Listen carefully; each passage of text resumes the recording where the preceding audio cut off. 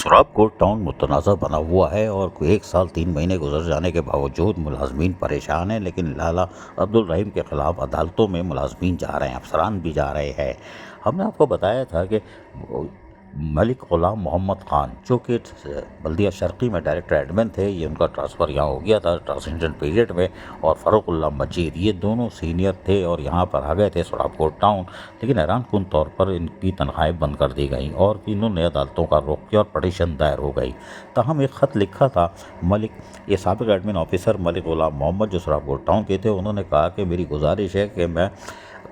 جو ہے ریٹائر ہو چکا ہوں اور 14 اگست 2024 کو آئی ڈی کارڈ کے مطابق، لہٰذا میری جو ہے ریٹائرمنٹ کا لیٹر دیا جائے اور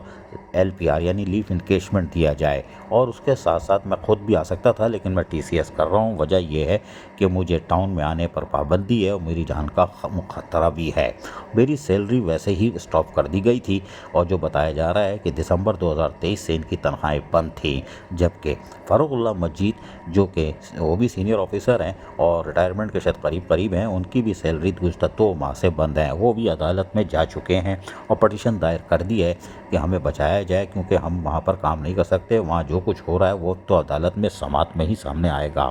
لیکن حیران کن طور پر جو پٹیشنر ہیں سابق ایڈمن آفیسر غلام محمد سراب کوٹ ٹاؤن کے، اور انہوں نے جو درخواست دائر کی ہے اس ذرائع کے مطابق 30 ستمبر کو اس کی سماعت ہونے جا رہی ہے، اور اس کے ساتھ ساتھ فاروق اللہ مجید کی درخواست بھی انہوں نے کوشش کی ہے کہ